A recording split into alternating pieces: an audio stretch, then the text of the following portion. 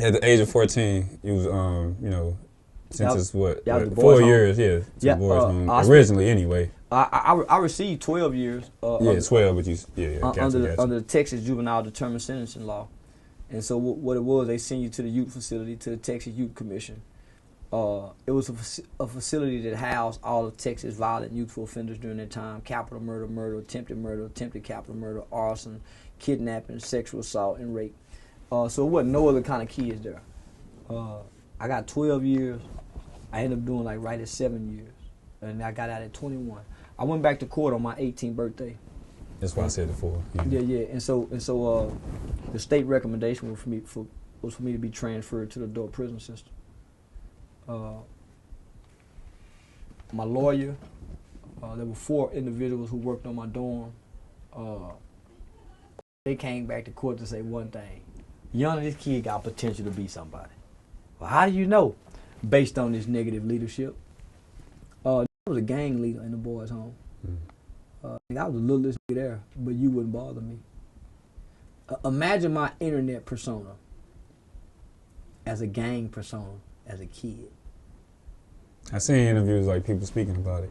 Nah, homie, I was speaking. But I was faking. So I was putting on more than the other kids, right? Mm-hmm. I come from a good home, so I had to put on more. So I was going far and beyond that the average nigga really wanted to go.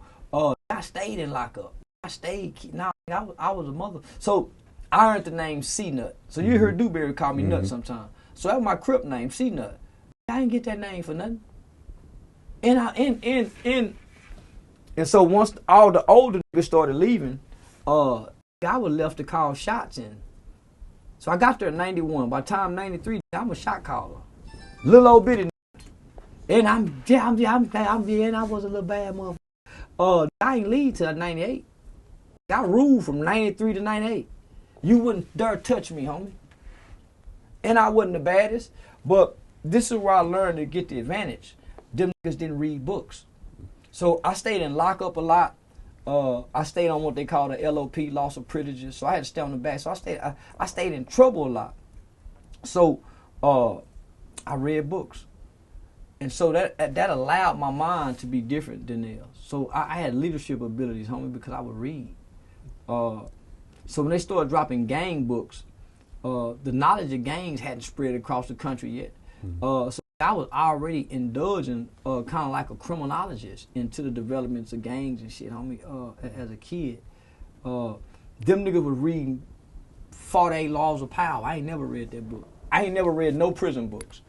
I was always reading other books. Nigga, I read Danielle Steele love novels. My mind was something totally different. Once I started growing up toward 18, 19, brain maturity, it started to mature a little bit. That's when I started kind of seeing the gang shit differently. By the time I'm 21, nigga, I don't give a fuck about a group of niggas. That's why you was still. Yeah, I came home in 21. Uh-huh. Yeah, I came home in 1998 at the age of 21. A year after getting out, it wasn't even 9 months. So statistic-wise, most juveniles who are released out of a state lockup facility, most are rearrested. Like 80%, 85% are rearrested within 1 year. 9 months after getting out, man, I was going to enroll at the University of Arkansas in Fayetteville, Arkansas. And I got stopped with 10 pounds of weed and 2 firearms. I went to trial. I had a mistrial. They dropped the gun charges. And then I plea bargained to 6 months in the prison boot camp. My cousin got like 28 days in jail. So I went to the boot camp, did 6 months, came home, did 3 years deferred adjudicated probation, and hadn't been in no trouble since. Hadn't been in no trouble since. When I came home, all of my childhood issues had been resolved. We had some of the best psychiatrists, therapists, man. We was in intensive group sessions, and we had to go through a capital offender program for all kids who committed murder. And in this program, it was psychotherapy and psychodrama. Psychodrama therapy was a new form of therapy that was being introduced to violent offenders, especially children. Homie, they were brainwashing us to be law-abiding citizens. So what the the intelligence and what people see me today is what I got from the juvenile system. Learning about empathy. We did life stories, so we had to reenact our crimes. A nigga doing his offense cycle, he may spend a week or two, homie, reenacting his crime. We had the world's best psychiatrists and psychologists. Sports Illustrated came and spent a month. So, homie, we had people from all over the world that was coming here, and we didn't know, homie. It seemed like they were running an experiment, but homie, they created some master mindful young children. And so they done away with that program. It doesn't exist no more.